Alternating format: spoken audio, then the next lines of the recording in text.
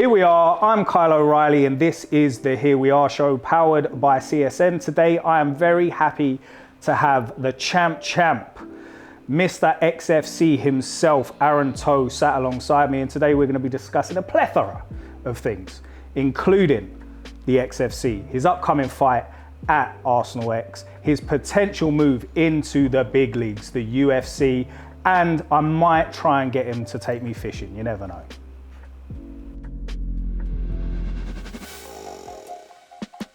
All right, mate, so March the 22nd, you're up against Cody Cioni at Arsenal X. You already, like, in the most sort of respectful kind of way, ran through one of his teammates at the first Arsenal, kind of made it look easy against a 40-50 fight, like Auckland, New Zealand veteran. Is that what you're planning on doing coming up on March the 22nd? Yeah, pretty much. So yeah, just trying to prove that I'm the best in Australasia, so they can pretty much have no reason to not give me the opportunity for the next level, you know. Dom's like obviously not an easy fight to have, and a lot of people thought that even in my own team, like, you know, CKB round, they're a bit worried about the fight for me. But yeah, just obviously again proving that I'm on another level. And Cody's not going to be an easy fight. No. But that's my job now. That's what I'm here to do. Just take out the best in the game and make it look easy. I can't remember, someone said it, but you can't just be good at fighting. You got to look good doing it. So yeah, that's the name of the game. Here to entertain, here to knock people out, and yeah, carve my name into history. We see you as more of like an obviously you're an MMA fighter. You're the double champion XFC, an MMA organization. And last time out against Dom, we didn't get to see your MMA acumen because you finished it in the first round. So is there a little part of you that goes, right, with Cody, I don't, not that you want to toy with him for a couple of rounds, but do you want to sort of get into the MMA rounds so you can show New Zealand what you're about? No. Just gonna go out there and smash his head off. It's only because, like, the longer my fights go, obviously, the more tape that people will have when I get to the UFC. So what you got? If you include Arsenal, after March 22nd, I'll be 10-0 as a pro. Yeah. Across both codes, and then what have they got? Like 5 minutes of tape. Yeah. You know, they've seen me fight a different way in every single fight. They haven't seen any of the things that I've done consistently, other than feint, which you can't. Like, especially because I feint different ways every time. I have different lead hand positions. Like, I circle different directions. If you were a coach that was trying to study me for the future, it'd be very difficult. And that's the only reason I took all that into considerations, because how we prep for the opponents we have, like the way that Eugene and them watch tape is ridiculous. Like hours and hours and over. You don't have a lot of that on me. So yeah, that was more my mindset. And because, like, at the end of the day, no one wants to watch a 3-5 round fight where they're just jabbing each other. People, we're the modern day gladiators. They want to see blood. They're here as martial artists. We're there to be martial artists, but at the end of the day, we're in the entertainment business. We're here to put people into venues and sell tickets and, you know, empty the bar. Like, that's why we're here. It is the casual fans as well. That they're the ones that buy the PPVs. They're the ones that buy the tickets mainly. And knockouts, early finishes, like flashy stuff, that it's engaging. Sells. It's engaging, you know? Exactly. And like, pure martial artists can't help but appreciate the skill that we have. Like, the exchanges that me and Dom were in were still at a high level, you know, but it's exciting at the same time. And that's where most high level strikers, they tend to go on this wave of being really, really aggressive and then really like defensive, because they just start to realize, like, whoa, this is a big map to look over, you know, and I have to spin all these plates at once, and like that takes a little bit of judgment, and but it's not exciting, you know? No. But what about like spinning plates and judgment for an event like Arsenal X, where you are fighting under 3 different disciplines? Does that, because like for your previous 9 fights, well, other than your last Arsenal X, you're training MMA. This, you have got to be aware, and they're very similar, and MMA combines the other two, but does it change the way you do things and the way your mindset even going into these fights? No. It's just a fight still, but like at City we have specific rounds. So there's like at the start of sparring, there's just boxing, and then they split into kickboxing, and then the kickboxers will clinch, and then we'll go into wrestling and MMA sparring. So we already kind of like divvy up the arts, and then we have specific days where it's just the wrestling VO2, or if you're doing a kickboxing fight, it's just a kickboxing VO2. So it's, well, actually, this is when I learned it, was when I broke my hand on, what's his name, Jack Lamb's head. I dropped him and then like it broke and I felt it, but he was going down, so I was just like, oh, we'll just keep hitting. And it was so sore that I forgot that I had other weapons. I was just focusing like, this hurts. I'll smash it until it stops hurting. Well, because he was falling over, like just get out of here. But when I broke my hand, that's when I got better at jabbing, when I got better at low kicking, I got better at like controlling range. It was because I didn't have this, my main weapon. You know, and that's when it interested me. So I started breaking my weapons up into categories, and then that's why when I fought Dom in the first exchange, he clinched me and like kneed me in the hip, and I think that kind of like him telling himself, "Oh, I can't knee," kind of threw off his focus and confidence, and I'm just used to turning weapons off. I can't use this, you know, and then all of a sudden it's back. So we'll have like single rounds where we just jab. Single hands where that person can jab and I can only throw a right hand. So like breaking up the weapons for me is definitely a conscious decision. That's an amazing way to sort of prepare for fights and prepare as a fighter in general.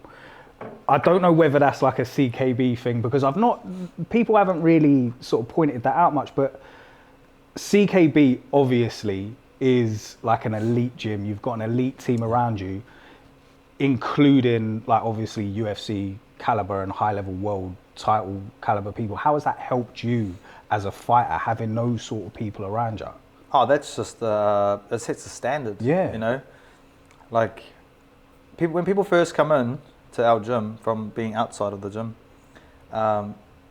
like you see the change in them, because the standard is so high at CKB with the conditioning, with your attendance has to be like nearly perfect. There's no excuse, like I was saying today about being late. There's nothing that you can say to Eugene that actually will get you over the line. And just looks at you like you're a piece of shit, and it like doesn't matter. So if it's personal problems, if it's other money, nothing matters, because it doesn't matter who you are. Doesn't matter who you are. No, there's no lenience for anyone. But that's why that standard is held, because there's no choice, and that's what makes everyone gain like things in themselves, their own, and because their discipline has to be there. But what is it about Eugene as a person or as a coach that demands that? Because you can have those standards in other gyms, and you can say this is how we're going to do it. But there's one thing setting a standard, and there's one thing abiding by it. What is it about Eugene that sort of demands that from you? I don't know. He just maybe it's that you want to earn his respect, you know, because you can't not respect him, but you want to earn his respect, and he like the way with Dan is with me, just doesn't give it to you. I like 7-8-0, and Dan's never given me a compliment. I've trained with him for 5 years straight. Like after every fight, shit fight, horrible. You can't even do this. Like, but that's that. You can't give me a compliment and expect me to keep training. You'll get comfortable. Yeah. You know, I'll be sitting up on the beach with my fucking mojito. I don't need to train. I'm good at this. You know who I am, bro? Like that. You can't have that. You can't have that mentality around these people. So it keeps you working hard, and proof's in the pudding, I guess. I think there's kind of an assumption sort of circulating at the moment, where there has been for a little while now, I'd say, that you are probably the next CKB fighter that is going to make that jump from Australasia to the world and go on to fight at the UFC. You're probably not able to say now, like, oh yeah, it is going to happen, but like, how likely is it? Oh no, I'll say it is going to happen. It's just when. Like, it's just when. That's why I'm taking these fights like close together and stuff. I try to do it week to week. I was telling, I can't remember who I was speaking to, but it's time for sports. Oh, Chris Reeves. Chris Reeves. Yeah, I was speaking to him, and I was like, I try to get them week to week because that was normal when I started coming into the game. You know, someone fighting last week and then this weekend, and no one's done it for ages. So I was like, oh, that'll get some people's attention. But yeah, that's why I want to do it, because I just want to make some waves and do some things that people aren't doing that get their attention. So they, after I clear Cody out of the ring, like, who else? Who else is there? Like, send them in, because I want that guy. Whoever I need to run through to make this happen, I want to do it. Shuriken Fight Series at the end of April. That's going to be on UFC Fight Pass, so you might... Yeah, no one will fight me though. Like, who are you going to fly some dude from Asia in? Or like, I'm okay with that. I'm not paying for it though. Yeah, no, hell no. We'll have but I'm more than happy. I'm more than happy to fight someone in, or Hex want to come over. Yeah, like, but 4th of May, I think that's happening. Yeah, like Cody Haddon wants to fight. Rod Costa wants to fight. Alan Philpott went real quiet after getting finished. Rod Costa, were you meant to fight him before? Oh, I meant to fight all of them. Yeah. Like, that's what Cody was saying about the emails. Like, there's always been conversation about it happening, but not like either he's injured, I'm injured, this person's doing that, I can't get on there, he can't get on here. Like, because I was looking at like the rankings, the NZ in Australia rankings. I think you're number 3.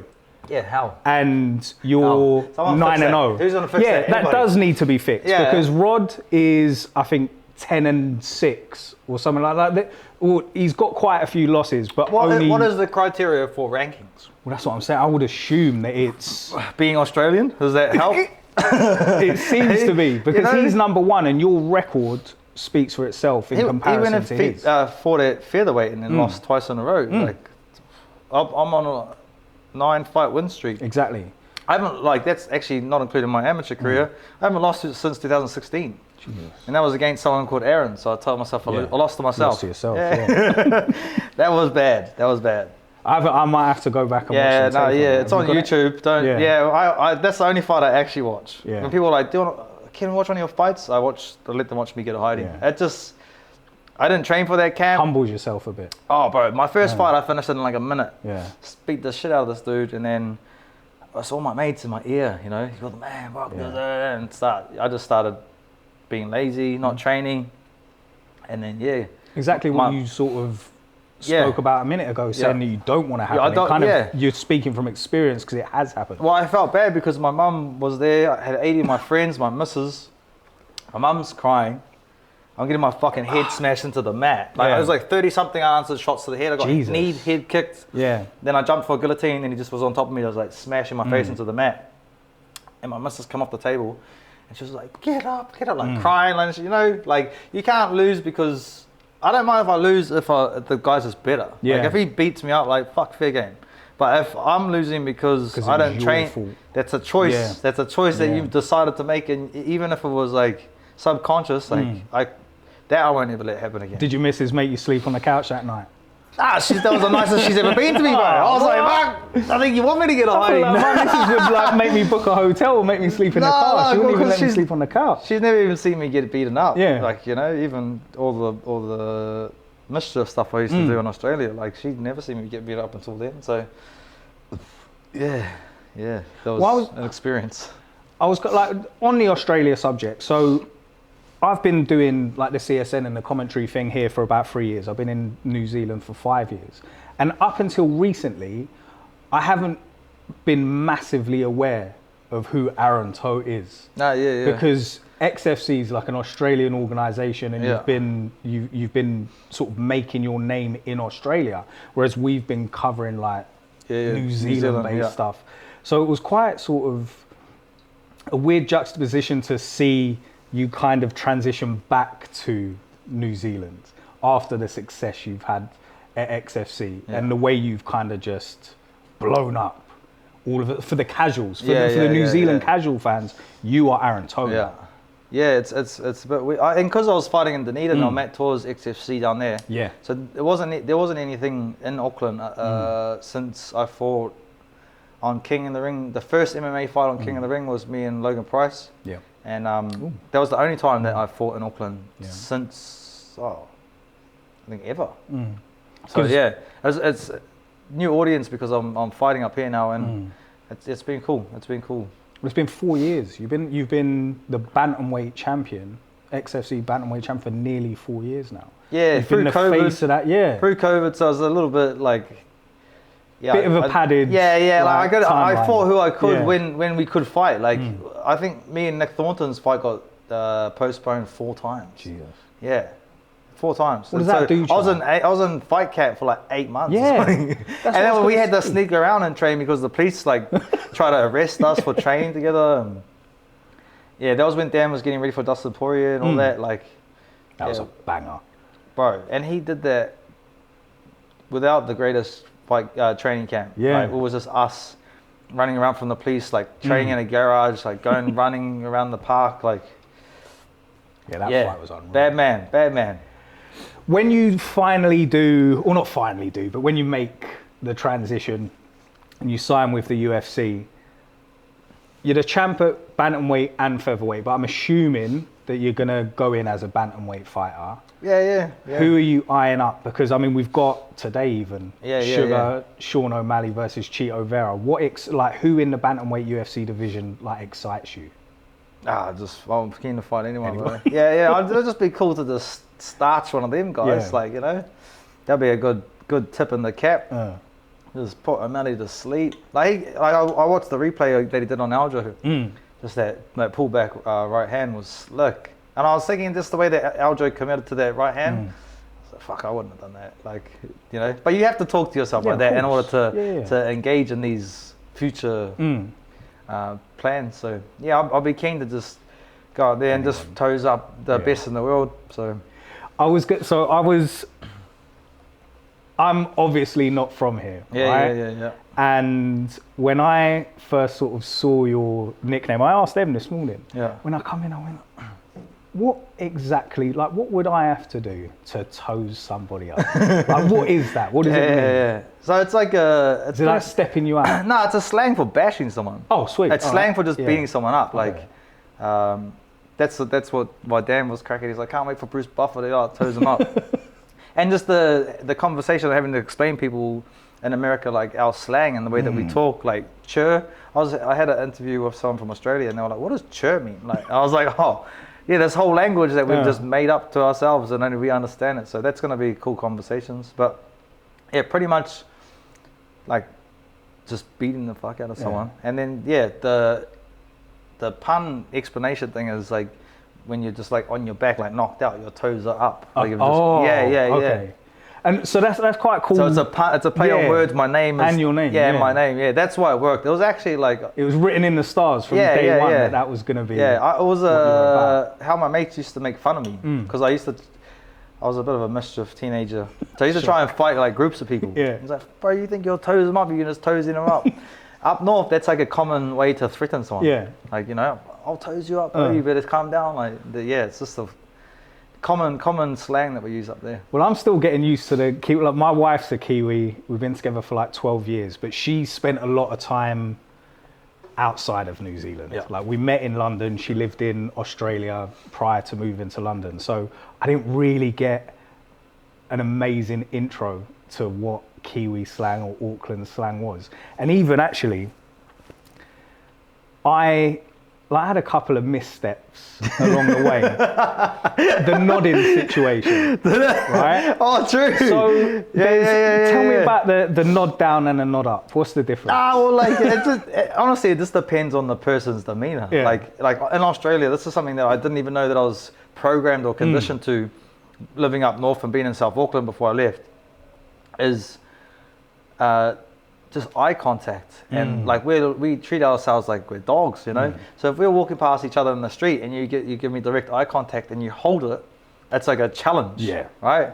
And then some people will give you a nod, like you're good, and everywhere else in the world saying you're good to someone is are you okay? But to us, it's do you want to fight? Yeah. This is what I sort of found out. Yeah. So I was fresh. And I'd come out of a fire escape door and there was this big islander fella stood in front of the door, and I opened it a little bit. I was like, sorry mate, can I squeeze past? And he sort of looked back at me and took the tiniest step forward. I was like, oh, for God's sake. So nudged him a bit and I opened. And so for me, a nod is like a thank you. Yeah, right? like cheers, mate. So precisely. So I looked behind and I made eye contact with him purposely. Because that's how you do it as like a gentleman, you make eye contact. Made eye contact and nodded, and he was like, "What do you say, bald head?" And I went, "Whoa!" Like I said, "Thank you, mate." And he was like, I was like, "What the fuck?" Nodding. What's going on? So that was like I had to start thinking about that sort of stuff, and like there's certain words like even if I see someone walking, "Oh, you're right, mate." You're right. It's not a question. It's an acknowledgement of your existence. Yes. Namaste. Yeah. But I get people stopping and going, "Yeah, I'm okay. I had a really good day, and I did this and I did." I was like, "No, I'm not up for all of that." Like, and then if you say it to the wrong person in South Auckland, "You're right, mate." And it's a fight. Exactly. Are you all right? Like, and inside they're not all right. That's why they want to fight you. And it took me 6 months because I walked through the mall and like Australians just stare at you. So I'm like, "You're good?" And they're like, "Yeah, mate, you all right?" And I'm like, "Nah, bro, like you're fucking staring at me." "Yeah, you're staring at me, mate." I was like, "What are you looking at?" Yeah. "I'm looking at you, mate." He's got like a bit of an innocence to it. He's confused. He's like, I'm looking at you, mate." I'm like, "Yeah, you're looking at me. So let's have a fight." And he's like, "What?" The sheer confusion in their face is like what started to help me. And I had people around me going, "Bro, you don't need to do that here. No one cares." He's like, "Well, why is he staring at me?" He's like, "People just look at people here. It's not really a big deal."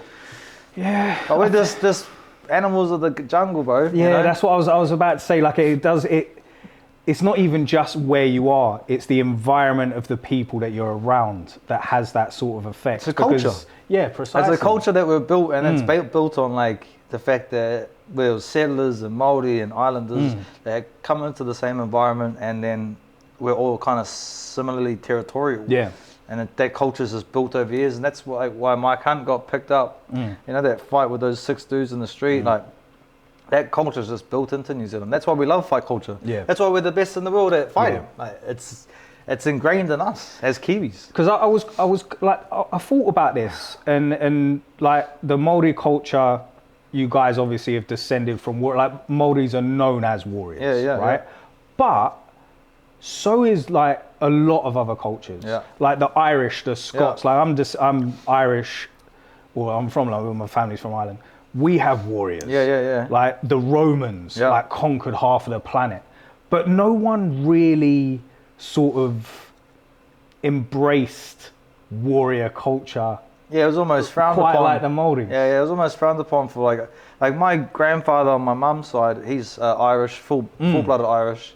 Was in the Vietnam War and stuff, like war hero. Yeah. Like that's a lot of the part of our culture, that our history that people forget. Like the settlers to come from a different country on a boat for 3-4 months and then get here and there's nothing, and they had to help build this country, and then obviously dealing with Māori and then dealing with Pacific Islanders coming over as well. You had to be a hard person just to survive in those times. So yeah, we all got a bit of that left in us. It's just whether you want to connect with it, embrace it, and actually use it to your advantage. Because even when I was a kid, like having that mentality that I was cultured into fighting and wanting to just fight like a dog on the street, that was frowned upon heaps. So it was hard for me to be me until I found MMA and jiu-jitsu and stuff, because then I was getting celebrated for the same thing that I was hated for.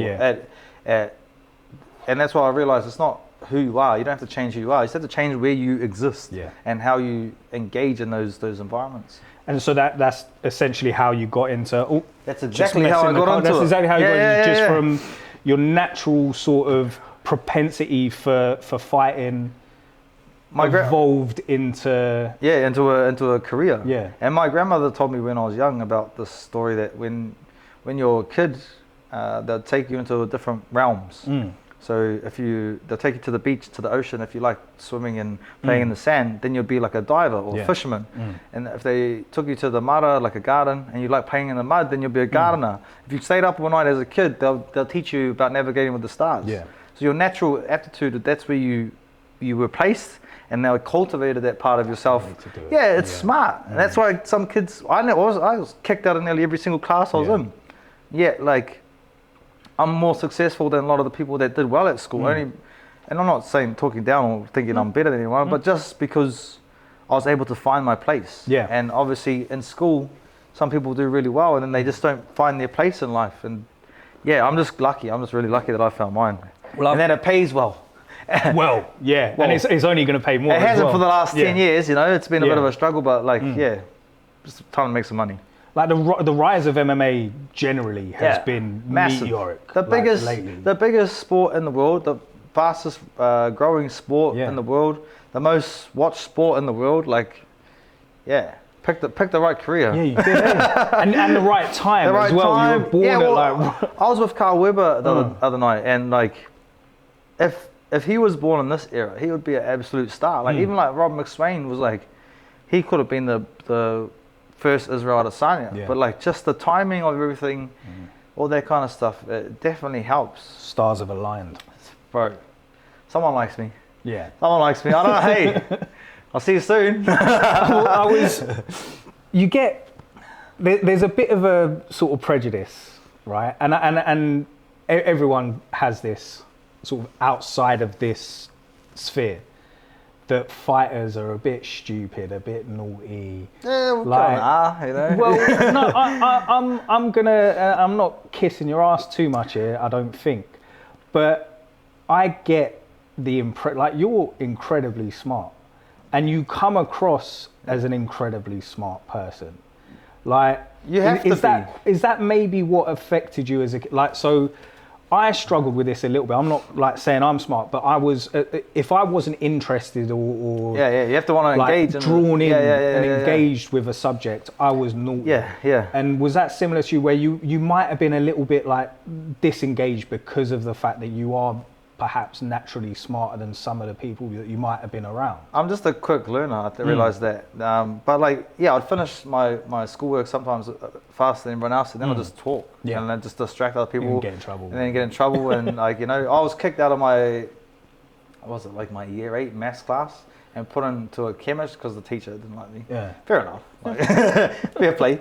And so I got put in this chemistry physics class with the year 13s. And I learned chemistry and physics just because I was like, this is cool. Interesting. Yeah. I had to learn the stupid level 1 maths just to even understand this shit, but that's what made me interested in maths. I was like, well, if you're going to teach me about the planets and the way that they move and gravity and like, then I'm happy to learn this shit. But like, when they'll just tell me, no, write these numbers down and tell me why this means that, and I'm just like, you have to give me a long-term plan, otherwise I'm not really like a sheep, but not everyone I'll follow you if I think that it's going in a good direction, you know? Yeah, well, and not everyone learns the same either. Yeah. There's that, it's been attributed to Albert Einstein, but I don't think it is actually Albert Einstein, but it was something along the lines of, if you judge a fish by its ability to climb a tree, then you think it's an idiot. Yeah. Like, there's different ways of, I reckon you're probably a bit of an autodidact where you like teach yourself.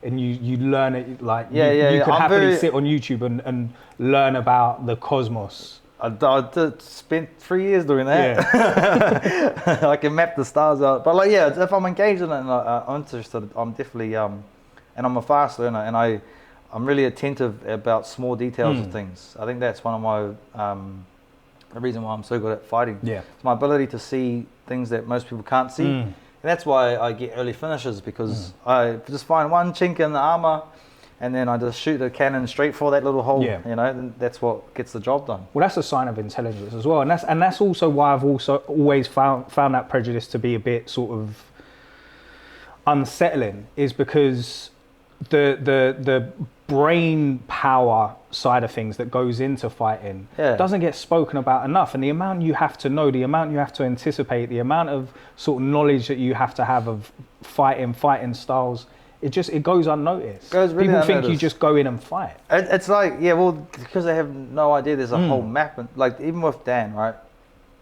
the fights that he has, the way that he fights, he wouldn't seem like an intelligent person, especially if you see us out being absolute idiots on the piss. Like, you think like, this fight, but he's like one of the most intelligent people I've ever met. Eugene, Doug Vining, like, they're all insane, all 3 of them, but like super, super intelligent. Yeah. But I think one of the things that interested me is they know that people not knowing that is actually to their benefit. You know, you're not showing your cards. Yeah. People really underestimate these people, and that's why they've gotten to where they got into. And yeah, so I started not really getting offended by people thinking I'm stupid because.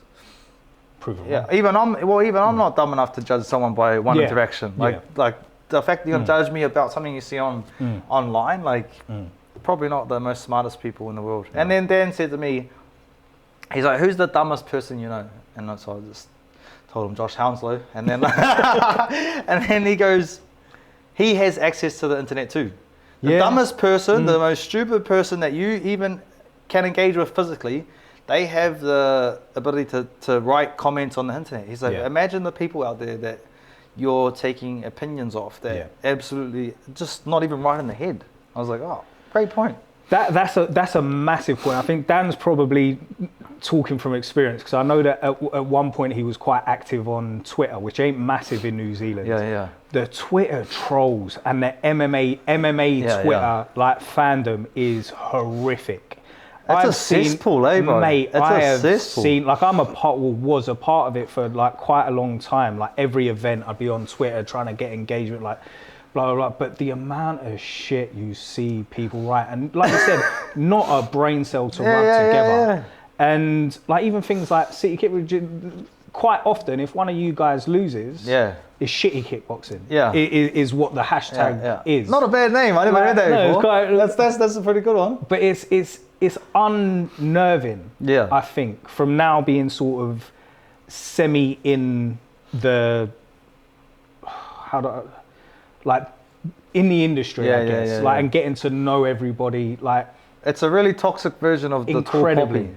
It's like people have this perception of you being up here in their own mind, and then the fact that they get to drag you back down, it just makes them feel better about life. And like, if you got to do that to make yourself feel better, fuck, I really feel sorry for you.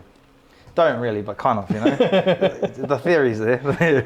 But yeah, it's just a sad existence to have. So do you try and stay away from that? So like, what's your I'm like Dan, you know. I have a couple of beers at home when no one's watching, and then all of a sudden I'm like, ooh, winding these people up, and then I completely forget, and then probably like 2 days later, someone will be like, bro, did you see all these comments? It's like even winding up like full pot on them, and then like it's just like fun. I'm not actually doing it because I care, it's just because entertaining yourself. But and then it's just fun. Like sometimes it's fun to be an idiot, you know. 100%. It's fun. It's a great time sometimes. It's just, you don't want to prolong those kind of habits. No. So what is fun for Aaron Toe outside of fighting? Like what sort of hobbies do you have? What sort of keeps your mind busy while you're not training, not fighting? I'm a pretty simple man. I like hanging out with my kids, my family, my missus and that. Gardening. I like gardening, bro. Yeah, I'm really, because I grew up on farms. Yeah. Like agriculture style, like big gardens. So it's more like vegetable patchy. I got a massive vegetable what patch. About flowers and? My uncle's a flower farmer, but if I can't eat it, I don't really want it. Yeah, fair. Then I like hunting and fishing and eeling, like just typical Kiwi outback, like style. Riding horses, and then just trying new things at the moment. Like proper grain of the earth stuff, like proper. Because I'm a survivalist. You know, I grew up in a time where we hardly went to the shop. My dad hunted for all our meat, like wild pork and stuff. We grew all our own vegetables. So, like I can make bread. Like I like cooking as well.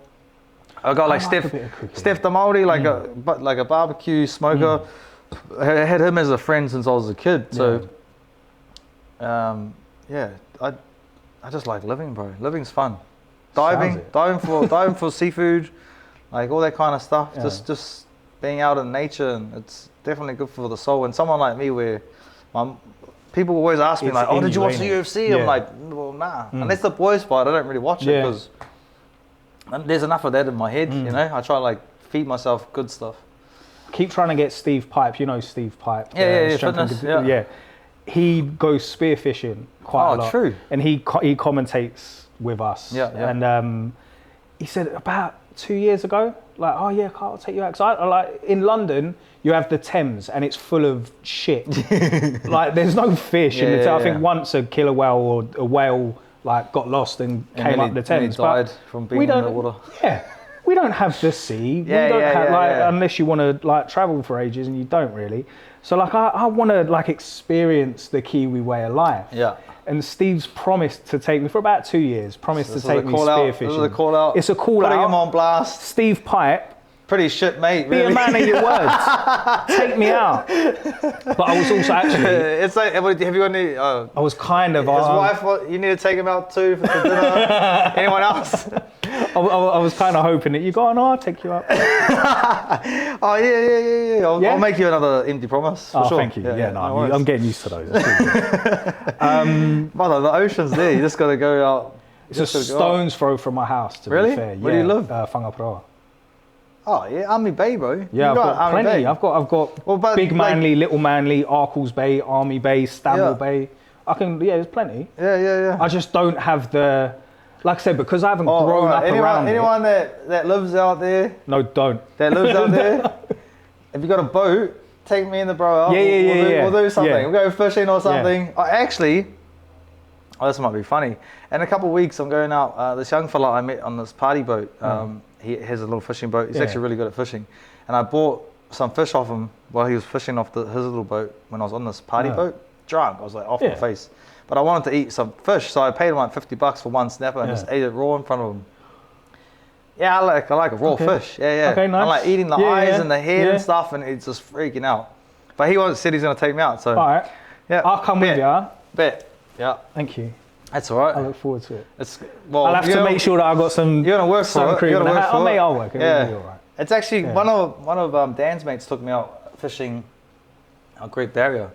Bro, it takes it out of you. Being on the boat for a couple of days is pretty rough on your body. Yeah, I can imagine. And especially because we slept right next to the gas container. Bro, So you got like carbon monoxide poisoning as well as. Bro, just high as woke up like.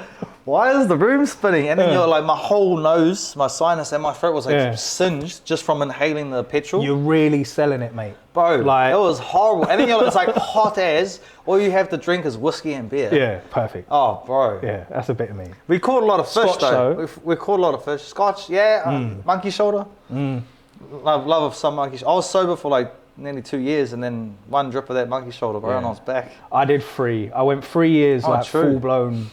Like, so I weren't like an alcoholic. I was just. None of us are. I got to a point where I could have made a very bad decision. That would have affected my life, and I didn't. Yeah.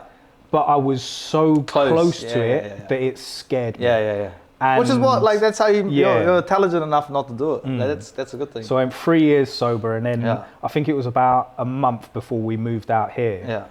That like obviously, cause I was saying goodbye to all my mates. You deserve to have a drink with me. So we did that, but I'm partial to a whiskey.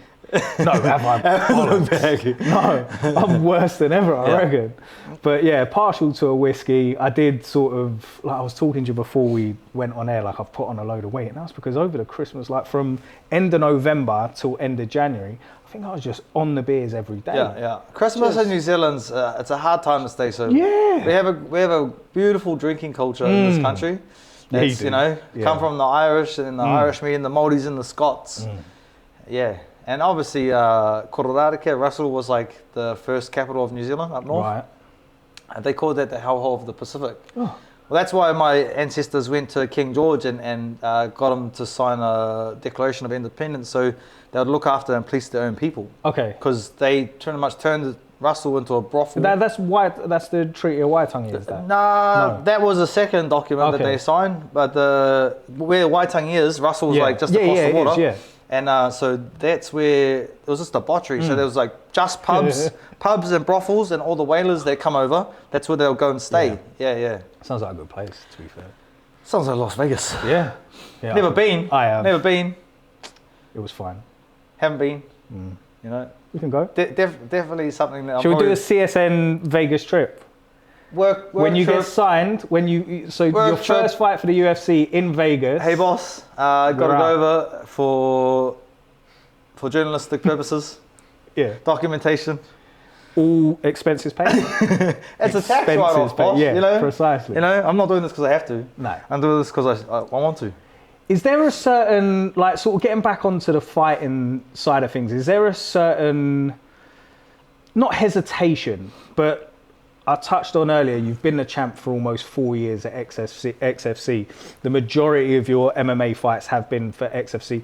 Is it going to be a bit of a bittersweet pill to swallow when you leave to join UFC? Like you're leaving a part of your life behind you that's been so sort of beneficial and rewarding to go and take on this new challenge. Yeah, I was feeling that actually the other day because I gave one of the boys one of my belts after I did a photo shoot with them, and just like really clicked with these guys. They're from up north too. They're from Whangaparō. Whangaroa. Yeah, that was close. Would have got in trouble for that. And yeah, I was like, I gave them a belt because I wanted to, but then it wasn't until when they went to pick it up, I was like, oh fuck, actually, these aren't like a never-ending supply. Yeah. So there's only like 2 other people that have one of those belts, but because I was just in my mind, I was like always gonna win. Yeah. Right. So I was always gonna get another belt, but that's maybe the last time I actually won an XFC belt. So that was the first time I actually considered that feeling. But no, I think anything in life you have to keep moving with life. Otherwise, that's when. Dan explained this to me a couple of years ago. He's like, you don't have to, but you should, like, outgrow your friends, you know, like drinking in the garage, Friday, Saturday, Sunday, like having benders, like, and you'll self-sabotage your life and the success you have just to stay hanging out with your friends, you know, sometimes. And if you don't have the ability to go out and expand yourself, without the fear of losing your friends, then you're going to resent them, you're going to resent yourself, you're going to change a lot of the good parts of yourself to compensate for that. So we're sort of making yourself uncomfortable as well is how you grow, because I can't remember who it is again, second saying of a podcast, but if you're the smartest man in the room, you're in the wrong room. Yeah. So you need to take yourself outside of your comfort zone to grow just as a man, but as a person. Yeah. And I think like being stuck in your ways. And I got a good like analogy for being able to have both. So sometimes you got to be the big you, which is like the one where everyone. This is just the mindset thing. Yeah. This is the literal. Like you got. Sometimes you got to be the big you, like the you that's a god, like the you that's like the highest part of you, because there's people that need that part of you. Like my kids think of me like that, you know, and you have to be that for them. Yeah.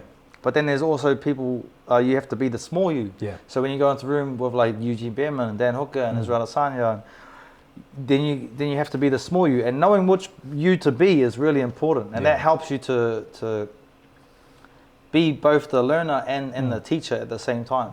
That's amazing. Yeah. I like that. In terms of the small you, who did you sort of look up to in fighting? Like who was either the fighter or what was the fight that you sort of sold it to you? You went, yeah, this is me. I want to be like them.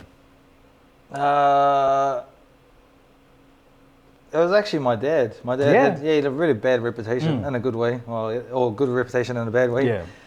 But yeah, just the way that people respected him was something that I hadn't seen. You know, like that was, I wanted that. You know, I wanted that for myself, and I thought that like I can gain that, and that's he always says it to me.